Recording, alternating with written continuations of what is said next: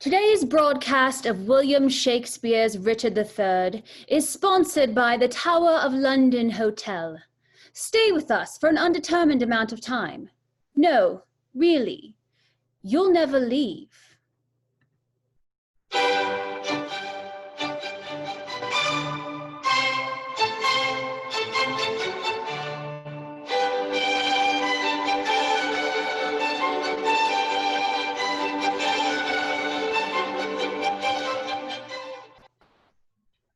Now is the winter of our discontent, made glorious summer by the sun of York, and the clouds that lord upon our house in the deep bosom of the ocean buried. Now are our brows bound with victorious wreaths, our bruised arms hung up for monuments, our stern alarms changed to merry meetings, our dreadful marches to delightful measures. Grim-visaged war had smoothed his wrinkled front, and now, instead of mounting barbed steeds, to the fright souls of fearful adversaries, he capers nimbly in a lady's chamber, to the lascivious pleasing of a lute. Now is the winter of our discontent indeed. We join our discontented anti-hero of the story in England about 500 years in the past. Richard, the Duke of Gloucester, plots against his older brothers, the current King of England, Edward, and the favored Duke of Clarence, George. He speaks. I, that am rudely stamped and want love's majesty, have no delight to pass away the time, and therefore, since I cannot prove a lover, I am determined to prove a villain. Plots I have laid to set my brother Clarence and the king in deadly hate the one against the other, and if King Edward be as true and just as I am subtle, false, and treacherous, this day should Clarence closely be mewed up about a prophecy which says that G of Edward's heirs the murderer shall be. Dive thoughts down to my soul, here Clarence comes. Brother, good day. What means this armed guard that waits upon your grace? His Majesty, tendering my person's safety, hath appointed this conduct to convey me to the Tower. Upon what cause? Because my name is George. Alack, my lord, that fault is none of yours. Oh, belike his majesty hath some intent that you shall be new christened in the Tower. But what's the matter, Clarence, may I know? He says a wizard told him that by G his issue disinherited should be, and for my name of George begins with G, it follows in his thought that I am he. These, as I learn, and such toys as these, have moved his highness to commit me now. Why, this it is when men are ruled by women. 'Tis not the king that sends you to the Tower, my lady Grey, his wife, Clarence, 'tis she. We are not safe, Clarence, we are not safe. By heaven, I think there's no man is secure, but the queen's kindred. Brother, farewell, I will unto the king. Meantime, this deep disgrace in brotherhood touches me deeper than you can imagine.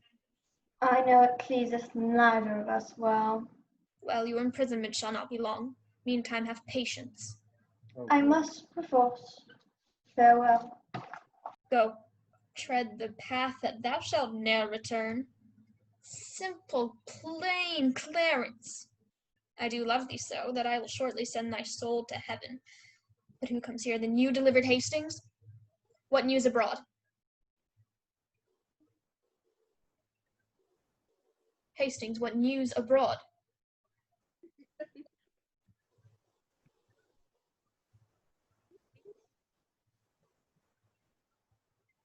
The king is sickly, weak, and melancholy, and his physicians fear him mightily. Now, by St. Paul, this news is bad indeed. What, is he in his bed? He is. Go you before, and I will follow you. He cannot live, I hope, and must not die till George be packed with a post-horse up to heaven.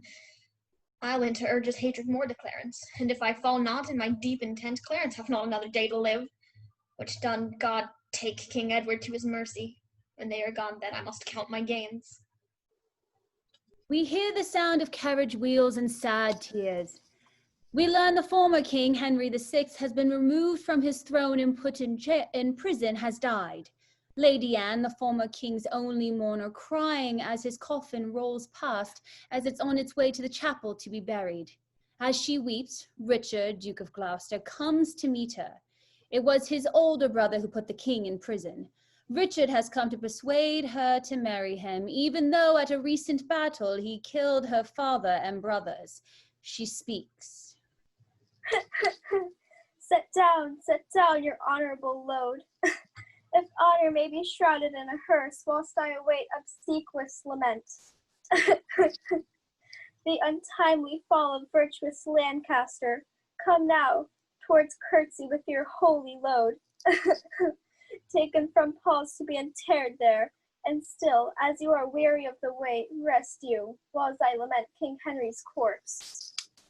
Sweet saint, for charity, be not so cursed. Foul devil, for God's sake, hence, and trouble us not. For thou hast made me happy earth thy hell, filled it with cursing cries and deep exclaims. Lady, you know no rules of charity, which renders good for bad, blessings for curses. Villain, thou know'st no law of God nor man. Are wonderful when angels are so angry. Fouler than heart can think thee, thou canst make no excuse current but to hang thyself. By such despair I should accuse myself. And by despairing shouldst thou stand excused for doing worthy vengeance on thyself, which did untrustworthy slaughter upon others. Why dost thou spit at me? Would it were mortal poison for thy sake. Never came poison from so sweet a place. Never hung poison on a fouler toad. Out of my sight, thou dost infect my eyes. Thine eyes, sweet lady, have infected mine. Would they were basilisks to strike thee dead. I would they were that I might die at once, for now they kill me with a living death. Those eyes of thine from mine have drawn salt tears. These eyes that never shed remorseful tear, I never stewed to friend nor enemy. My tongue could never learn the sweet smoothing word, but now thy beauty is proposed my fee. My proud heart sues and prompts my tongue to speak. He lays his breast open, she offers at it with his sword. Nay, do not pause, for I did kill King Henry, but 'twas thy beauty that provoked me. Nay, now dispatch, 'twas I that stabbed young Edward, but 'twas thy heavenly face that set me on. Take up the sword again, or take up me. Arise, dissembler, though I wish thy dead, I will not be the executioner. Then bid me kill myself, and I will do it. I have already. Tush, that was in thy rage, speak it again, and even with the word that hand which for thy love did kill thy love, shall for thy love kill a far truer love, to both their deaths thou shalt be accessory. I renew thy heart. 'Tis figured in my tongue. I fear me both are false. Then never man was true. Well, put up your sword. Say then my peace is made. That shall you know hereafter. But shall I live in hope? All men I hope live so. Vouchsafe to wear this ring. To take is not to give. Look how this ring encompasseth thy finger. Even so thy breast encloseth my poor heart. Wear both of them, for both of them are thine. I beg one favor at thy gracious hand. What is it?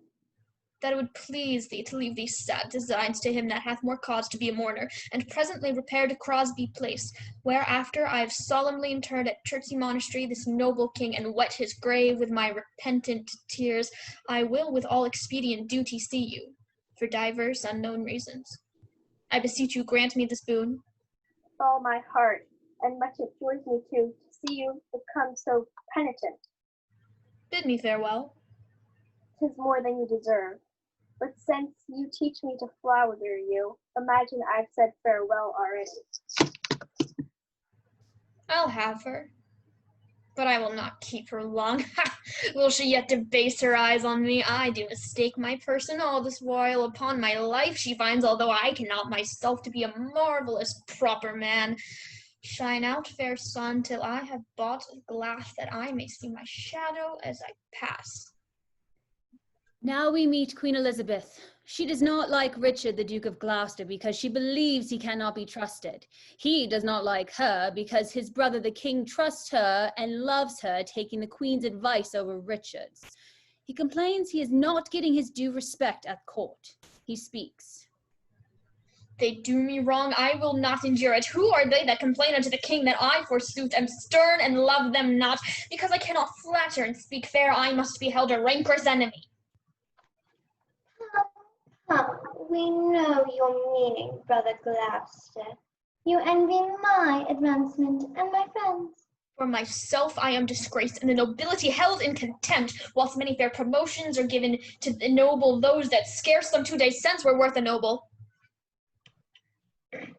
My Lord of Gloucester, I have too long borne your blunt upbraidings and your bitter scoffs. By heaven, I will acquaint his majesty with those gross taunts I often have endured. I had rather be a country servant maid than a great queen with this condition, to be thus taunted, scorned, and baited at. What? Threat you me with telling of the king? Tell him and spare not. Look, what I have said I will avouch in the presence of the king. I dared venture to be sent to the Tower. Ere you were queen, yea, or your husband king, I was a pack horse in his great affairs, a weeder out of his proud adversaries, a liberal rewarder of his friends. To royalize his blood, I spilt mine own. Good day, sir. I do the wrong, and the first begin to brawl. The secret mischiefs that I set abroach, I lay into the discharge of others. But soft, come my executioners. How now, my hardy, stout resolved wits? Are you now going to dispatch this deed? We are, my lord, and have come to have the warrant, that we may be admitted where he is. Well thought upon. I have it here about me. When you have done, repair to Crosby Place. But, sirs, be sudden in the execution with all obdurate. Do not hear him plead, for Clarence is well spoken, and perhaps may move your hearts to pity if you mark him. Tush, fear not, my lord. We will not stand to prate. Talkers are no good doers. Be assured, we come to use our hands and not our tongues. Your eyes drop millstones, and fools' eyes drop tears. I like you, lads. Go about your business straight. Go, go, dispatch. We will, my noble lord. We find George, Duke of Clarence, asleep in the Tower of London. Our two murderers slip into his cell, and despite the earlier warning from the Duke of Gloucester, they stop to talk about how best to kill the sleeping Duke. What? Shall we stab him as he sleeps? No, think he will say 'twas done cowardly when he wakes. When he wakes, why, fool, he shall never wake till the judgment day. Why then he will say we stabbed him sleeping. The urging of that word judgment hath bred a kind of remorse in me. Back to the Duke of Gloucester, tell him so. I pray thee, stay a while. I hope my holy humour will change. 'Twas wont to hold me but one, while one would tell 20. How dost thou feel thyself now? Faith, some certain dregs of conscience are yet within me. Remember our reward when the deed is done. Zoons, he dies. I had forgot the reward. Where is thy conscience now? The Duke of Gloucester's purse. So when he opens his purse to give thy reward, thy conscience flies out. Hark, he stirs. Shall I strike? Where art thou, keeper? Give me a cup of wine. You shall have wine enough, my lord. Anon. In God's name, what art thou?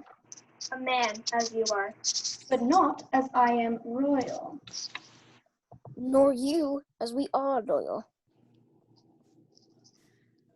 How darkly and how deadly dost thou speak? Your eyes do menace me. Why look you pale? Who sent you hither? Wherefore do you come?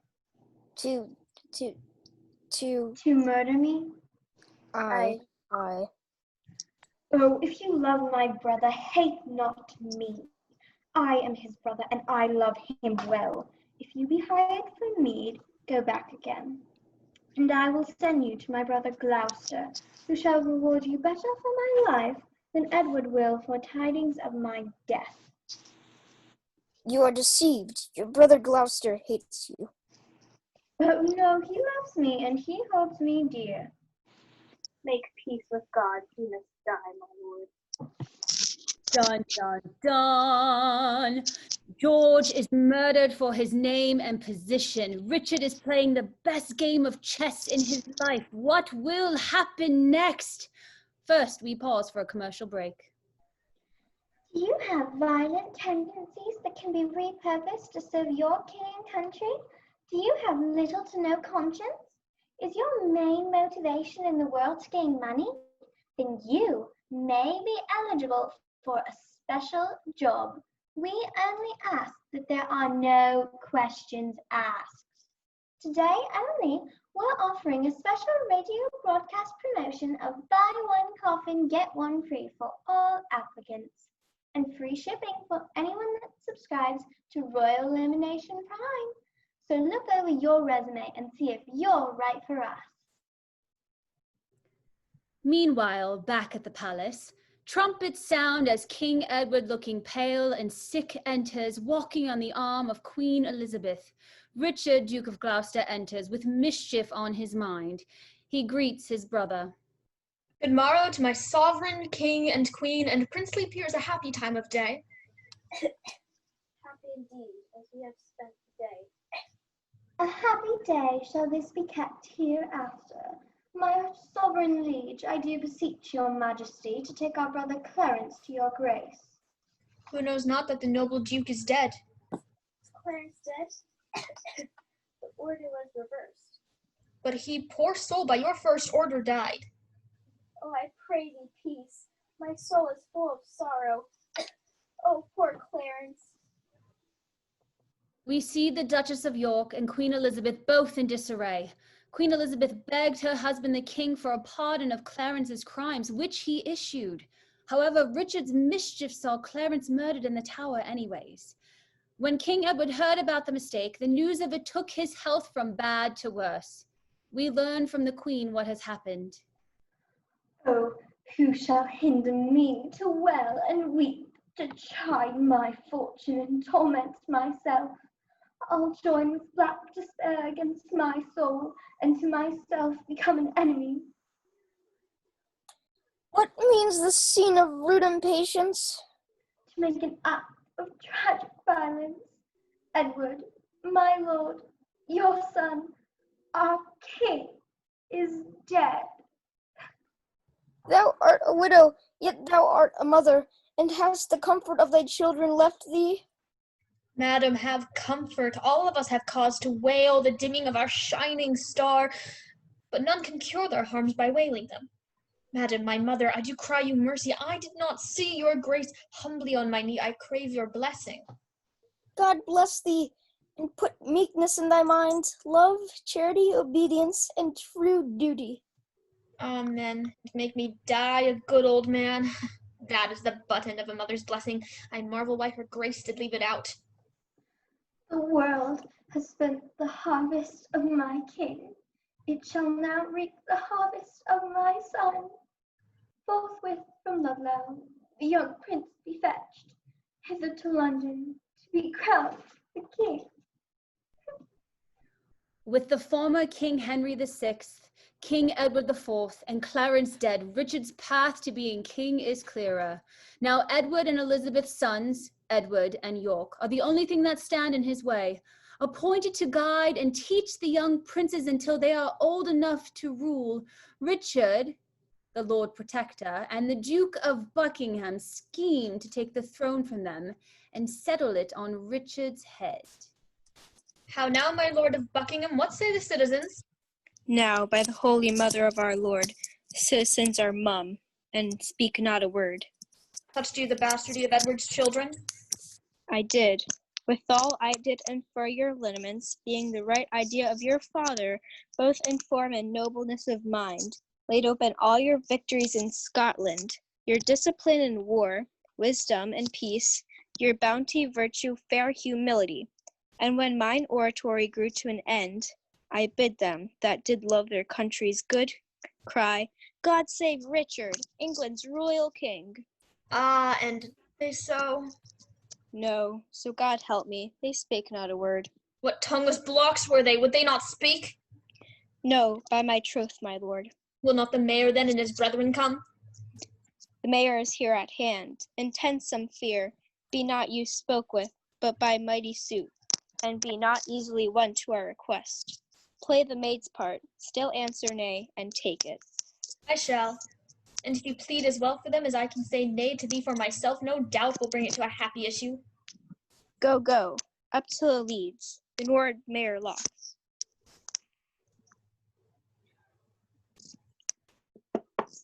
See, where he comes, between two clergymen, two props of virtue for a Christian prince, to stay him from the fall of vanity. What is your grace's pleasure? We heartily solicit your gracious self to take you on the charge and kingly government of this is your land, not as protector, steward, substitute, but as successfully from blood to blood, your right of birth, your empery, your own. The royal tree hath left us royal fruit, which will become the seat of majesty. On him I lay what you would lay on me, the right and fortune of his happy stars, which God defend that I should wring from him.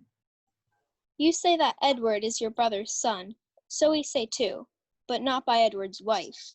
For first, he was contracted to Lady Lucy. Your mother lives a witness to that vow. Beauty waning and distressed Elizabeth to seduce the pitch and height of Edward's thoughts, to base decline and loathed bigamy. By her, in this unlawful bed, he got young Edward, whom our manners term the prince. So good, my lord, take your royal self to draw forth yet your noble ancestry from the corruption of abusing times into a lineal true derived course. Do good, my lord, your citizens entreat you. Refuse not, mighty lord, this proffered love. Alas, why would you heap these cares on me? Yet whether you accept our suit or no, your brother's son shall never reign our king, but we will plant some other in the throne, to the disgrace and downfall of your house. Cousin of Buckingham, since you will buckle fortune on my back to bear her burthen, whether I will or no, I must have patience to endure the load. Then I salute you with this kingly title. Long live Richard, England's royal king. Amen. Tomorrow will it please you to be crowned? Even when you please, since you will have it so. Tomorrow, then, we will attend your grace. Queen Elizabeth and her mother-in-law, the Duchess of York, have come to the Tower of London to see the young princes, where they have been moved for their safety.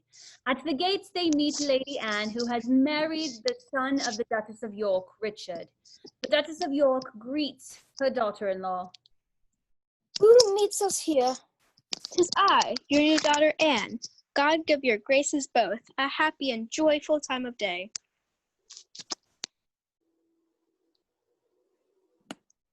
As much to you, good sister. Whither away? No farther than the tower, and as I guess, upon like the devotion as yourselves, to congratulate the gentle princes there. Kind sister, thanks. We'll enter all together. Master Lieutenant, pray you, by your leave, how doth the prince, and my young son of York? Right well, dear madam, by your patience I may not suffer you to visit them. The king hath straitly charged the contrary. The king? Why, who's that? I cry you mercy, I mean the Lord Protector. The Lord protect him from that kingly title. Hath he set bounds betwixt their love and me? I am their mother. Who should keep me from them? I am their father's mother. I will see them. But or bring me to their sights. I'll bear on thy claim, and take thy office from thee on my peril. No, madam, no, I may not leave it so. I am bound by oath, and therefore pardon me. Come, madam, you must straight to Westminster, there to be crowned Richard's royal queen. Go thou to Richard, and good angels guard thee. Go thou to sanctuary, and good thoughts possess thee. I to my grave where peace and rest lie with me. Stay, yet look back with me unto the tower. Rough cradle for such little pretty ones, rude raggedness, old sullen playfellow for tender princes. My foolish sorrow bids your stones farewell. Richard's schemes with Buckingham have paid off. He now sits crowned King of England. Still, even in victory, he cannot relax while the young princes, Edward and York, still live. He fears nobles and royals may rally around the young princes, the true heirs to the throne. He speaks to Buckingham about how to proceed. Stand all apart, cousin of Buckingham. My gracious sovereign, Give me thy hand. Thus high by thy advice and thy assistance is King Richard seated, but shall we wear these honors for a day, or shall they last, and we rejoice in them? still live they, and forever may they last. Young Edward lives, think now what I would say. Say on, my loving lord. Why, Buckingham, I say I would be king. Why, so you are, my thrice renowned liege. Am I king? 'Tis so, but Edward lives. True, noble prince. Cousin, thou wert not wont to be so dull. Shall I be plain? I wish the bastard's dead, and I would have it suddenly performed. What sayest thou? Speak suddenly, be brief. Your grace may do your pleasure. Tut, tut, thou art all ice, thy kindness freezeth. Say, have I thy consent that they shall die? Give me some breath, some little pause, my lord, before I possibly herein. I will resolve your grace immediately. I will converse with iron-witted fools and unrespective boys. None are for me that look unto me with considerate eyes. High-reaching Buckingham grows circumspect. Boy, My lord, knowest thou not any whom corrupting gold would tempt unto a close exploit of death? my lord, I know a discontented gentleman whose humble means match not his haughty mind. What is his name? His name, my lord, is Tyrrell. I partly know the man. Go, call him hither. The deep, revolving, witty Buckingham no more shall be the neighbor to my counsel. Hath he so long held out with me untired, and stopped he now for breath? Is thy name Tyrrell? James Tyrrell, and your most obedient subject. Art thou indeed? Prove me, my gracious sovereign. Darest thou resolve to kill a friend of mine? Aye, my lord, but I had rather kill 2 enemies. Thus sings sweet music. Hark, come hither, Tyrrell. There is no more but so say, it is done, and I will love thee and prefer thee too. Come, by this token rise and lend thine ear.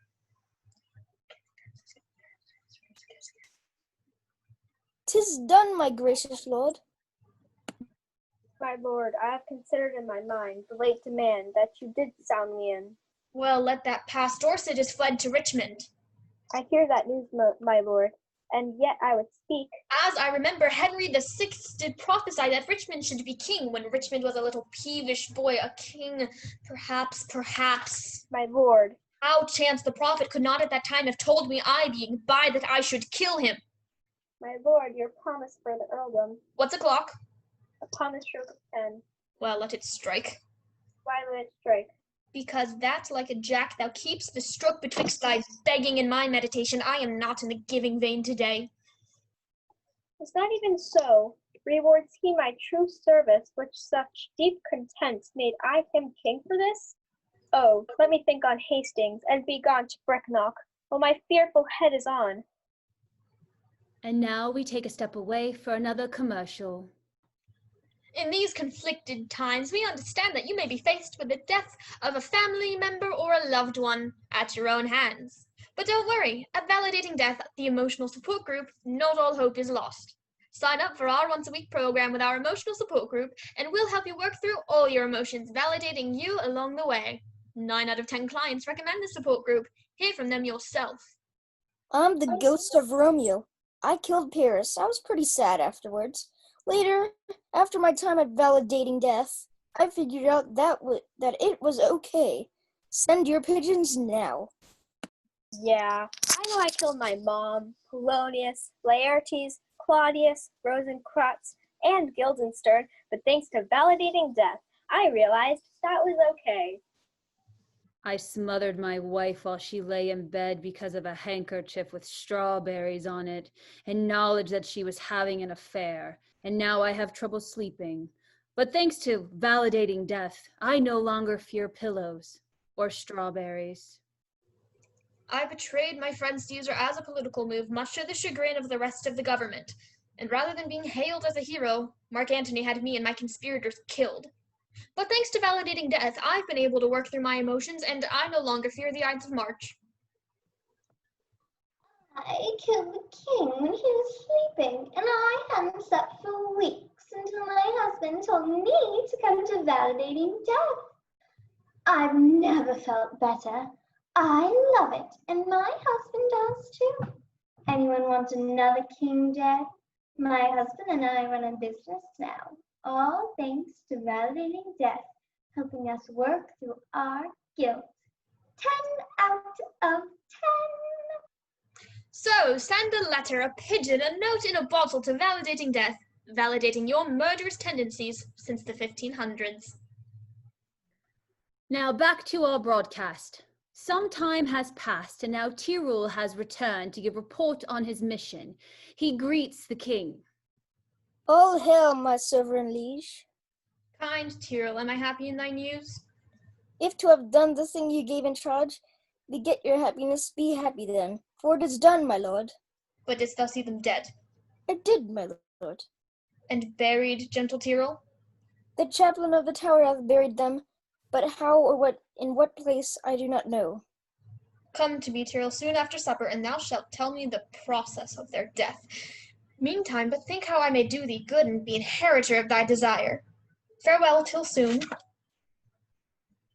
The sons of Edward sleep in Abraham's bosom, and Anne, my wife, hath bid the world good night. Now, for I know the Breton Richmond aims at young Elizabeth, my brother's daughter, and by that knot looks proudly o'er the crown. To her I go, a jolly thriving wooer. Now we join Queen Elizabeth and the Duchess of York. News of the bloody deed has spread about the palace. The young princes, Elizabeth's only 2 sons, have disappeared from the tower. Assuming the worst, Elizabeth shares her fears and sorrow with the Duchess. My young princes, my tender babes, my unblown flowers, new appearing sweet. Hover about me with your airy wings, and hear your mother's lamentation. So many miseries have grazed my voice that my woe-weary tongue is mute and dumb. My young kingly grandson, why art thou dead? Wilt thou, O God, fly from such gentle lambs, and throw them in the entrails of the wall? When didst thou sleep, when such a deed was done? Come, go with me, and in the breath of bitter words, let's smother my damned son, which thy 2 sweet sons smothered. I hear drum? Hold, villain Richard. Who intercepts my expedition? Oh, she that might have intercepted thee by strangling thee in her accused womb, from all the slaughters wretch that thou hast done. Hidest thou that forehead with a golden crown? Where should be graven, if that right were right, the slaughter of the prince that owed that crown, and the dire death of my 2 sons and brothers? Tell me, thou villain slave, where are my children? Thou toad, where is thy brother Clarence? Flourish, trumpets, strike alarm, drums. Let not the heavens hear these telltale women. Art thou my son? I thank God, my father, and yourself. Then patiently hear my impatience. Let me speak. Do then, but I'll not hear. Take with thee my most heavy curse, which in the day of battle tire thee more than all the complete armor that thou wearest.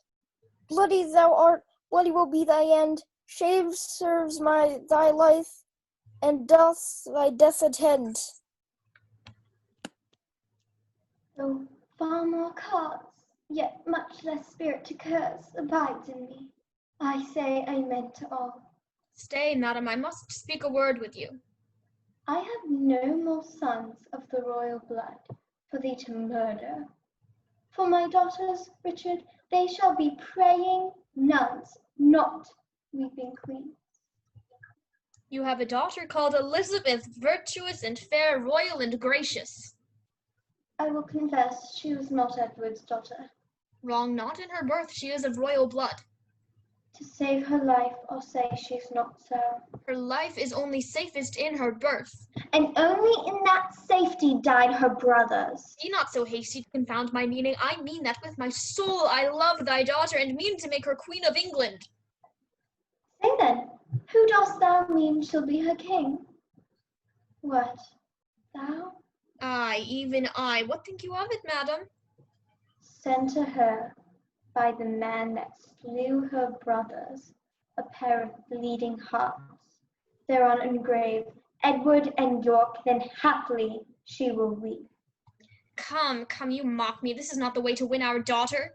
There is no other way, unless thou couldst put on some other shape, and not be Richard that hath done all this. Say that I did all this for love of her. Nay, then indeed she cannot choose but hate thee, having bought love with such a bloody spoil.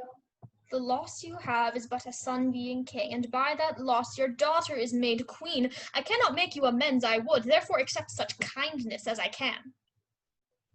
Shall I be tempted of the devil thus? Aye, if the devil tempt thee to do good.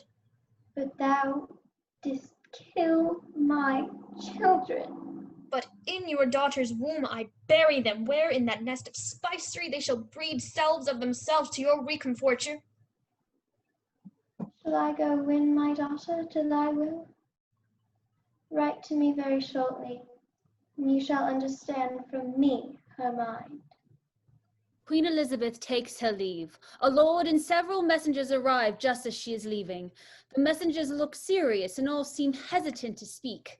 To break the silence, the First Lord speaks. My gracious sovereign, on the western coast, I was blockaded the shore, thronged many doubtful-hearted friends, unarmed, and unresolved to beat them back. 'Tis thought that Richmond is their admiral. White-livered runagate, what doth he there? He makes for England, there to claim the crown. Is the chair empty? Is the sword unswayed? Is the king dead? The empire unpossessed? What heir of York is there alive but we? And who is England's king but great York's heir? My gracious sovereign, now in Devonshire, as I, thy friends, and I both advertised, Sir Edward Courtenay and the haughty prelate, Bishop of Exeter, his brother there with many more confederates, are in arms. My lord, the army of the Duke of Buckingham. Out on you, owls! Nothing but songs of death! The news I have to tell your majesty is that by sudden floods and fall of waters, Buckingham's army is dispersed and scattered, and he himself wandered away alone. My liege,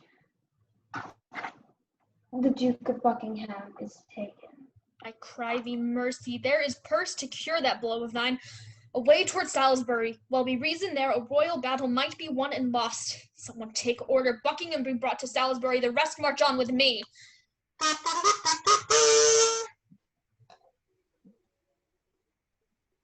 Of Bosworth, Richmond addresses and encourages his troops for the struggle yet to come. He speaks. Fellows in arms, and my most loving friends, bruised underneath the yoke of tyranny, thus far into the bowels of the land, have we marched on without impediment. The wretched, bloody, and usurping boar that spoiled your summer fields and fruitful vines swirls your lorn blood like wash, and makes his trough in your emboweled bosoms. This fell swine lies now even in the center of this isle, near to the town of Leicester. In God's name, cheerily on, courageous friends, to reap the harvest of perpetual peace by this one bloody trial of sharp war. Woohoo! Richmond! King Richard has finally arrived on the other side of Bosworth Field. Richmond's soldiers are camped on the opposite side. He looks as far as he can see. There are men ready for battle. Richard addresses his lords. Here, pitch our tents, even here in Bosworth Field. Up with my tent there. Here I will lie tonight, but where tomorrow? Well, there's one for that. Who hath described the number of the foe? 6,000 or 7,000 is their utmost power. Why, our battalion trebles that count. Besides, the king's name is a tower of strength which they upon the adversary party want. Up with my tent there! Valiant gentlemen, let us survey the vantage of the field, call for some men of sound direction. Let's want no discipline, make no delay, for the Lord's tomorrow is a busy day. King Richard's troops settled in for the night, preparing for the battle in the morn. With dawn fast approaching, Richard starts out of his dream where the sins of his past have tormented and cursed him. He wakes startled and confused. Give me another horse, bind up my wounds, have mercy, Jesu! Soft. I did but dream. The lights turn blue. It is now dead midnight. Cold, fearful drops stand on my trembling flesh. Methought the souls of all that I had murdered came to my tent, and every one did threat tomorrow's vengeance on the head of Richard. My lord, Zoons! Who is there? my lord, 'tis I, the early village cock, hath twice salutation in the morn. Your friends are up, and buckle on their armor. By the apostle Paul, shadows tonight have struck more terror to the soul of Richard than could the substance of 10,000 soldiers armed and proof and led by shallow Richmond. It is not yet near day. Come, go with me. Under their tents I'll play the eavesdropper to see if any mean to shrink from me. Over on Richmond's side of the camp, his lords come to his tent. It is nearly time for the battle to begin. Richmond exits his tent and looks around at the men who have gathered to support him. Some who supported him from the start, and others who only want to see Richard brought to justice. He addresses his supporters. The prayers of holy saints and wronged souls, like high-road bulwarks, stand before our faces. Richard, except those whom we fight against, had rather have us win than him they follow. For what is he they follow, truly, gentlemen? A bloody tyrant and a homicide. One raised in blood, and one in blood established, and slaughtered those that were the means to help him. In the name of God and all these rights, advance your standards, draw your willing swords, sound drums and trumpets boldly and cheerfully. God and St. George, Richmond in victory! By now the battle has been raging for some time. Richard has been on the lookout for Richmond. With Richmond dead, the attempt to remove him from the throne will end. King Richard speaks. Advance our standards, set upon our foes our ancient word of courage. Fair St. George, inspire us with the spleen of fiery dragons. Upon them victory sits on our helms. I think there be 6 Richmonds in the field, 5 I have slain today instead of him. A horse, my kingdom for a horse. I am here, you mad bloody dog. Meet me like a king with your sword, Richard. Stand at the ready. Have at thee, boy. Oh, I am slain. The king is dead. God save the king. God save the king. Great God of heaven, say amen to all. Proclaim a pardon to the soldiers fled, that in submission will return to us. And then, as we had taken the sacrament, we will unite the white rose and the red. Oh, now let Richmond and Elizabeth, the true succeeders of each royal house, by God's fair ordinance, conjoin together.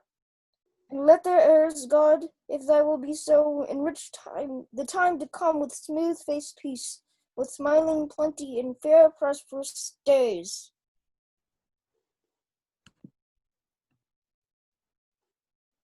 Now civil wounds are stopped, peace lives again, that she may long live here. God say amen.